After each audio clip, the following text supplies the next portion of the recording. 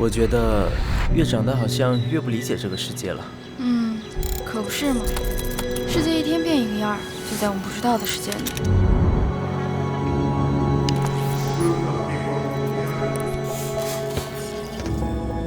这就是我们接触到的世界，信息仿佛飘在空中的镜面碎片，无论从哪个角度看，都会折射不同的内容，而且所有的边缘都锋利无比。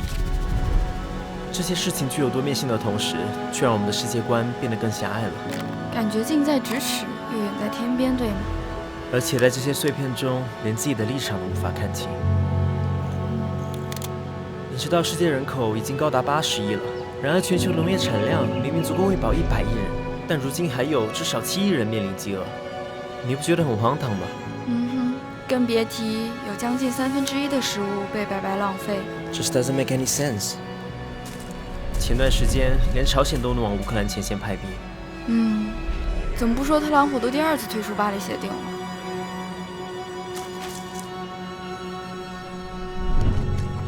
世界像是陷入了某种匪夷所思的数学公式里，原有的运算法则统统失效，只剩下避实就虚的新闻和制造精神污染的商业媒体，在勉强编织着人们对世界的认知。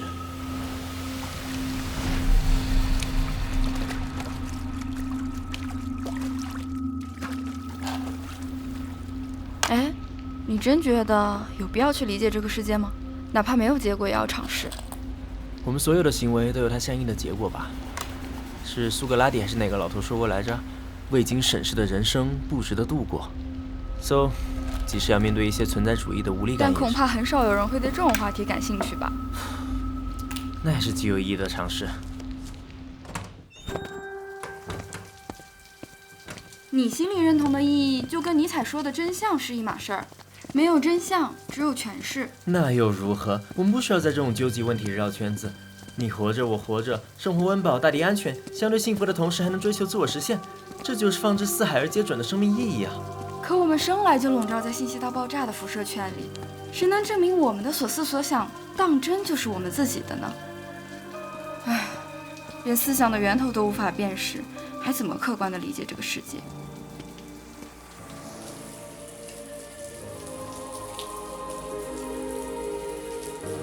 ？Look， 我觉得我们真的没有必要进入到这种哲学讨论中去，就姑且把意义看作一种积极的概念，可以吗？概念？什么概念？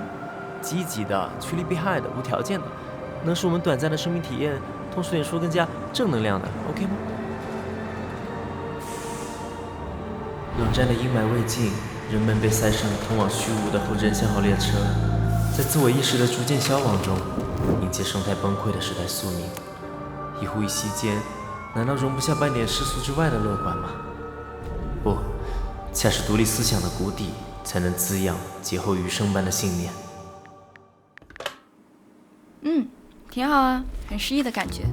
这东西不搞得文学一点，很难表达吧？而且整个内容的调性也不能用乐观来形容。写了多少天？个把星期还行。我们就应该做成一个系列，我都想好了。系列都这么花里胡哨的吗？当然不是，会有这种哲学类的、社科方面的，日常生活向的也有，比如食品问题啦、工作、美妆，还有消费主义这些乱七八糟的。总之就从不同的角度去剖析这个世界，就跟盲人摸象一样。但我们这种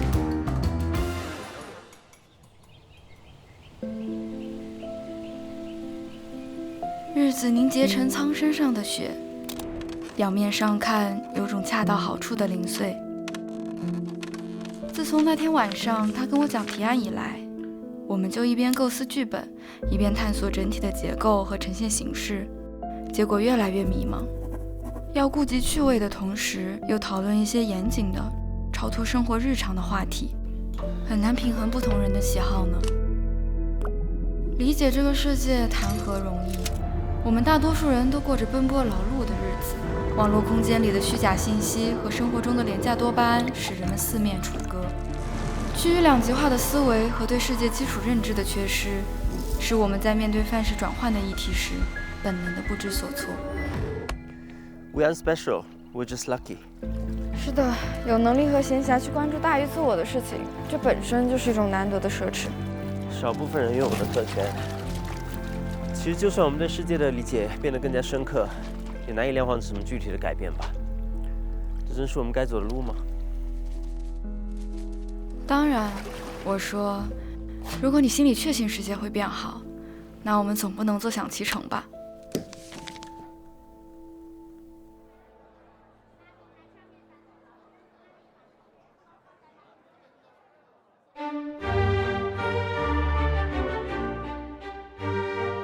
理解世界的方式千奇百态，就像人生有无数种选择一样。有人从祖先的智慧中得到生命的启示，或把焦点投向自然界，从宇宙的真理中看清现实。很多人研究文学和电影，透过人性反映社会的面貌。也不乏有人练习冥想，由内心觉察世间的规律。我们选择在信息泛滥的时代下，关注现象下的本质，将那些与我们生命旅途息息相关的问题弄清楚，并借此判断自己该如何存在。世界就像一幅残缺的拼图，如果你也渴望寻找那些碎片，不妨关注我们，一起理解世界。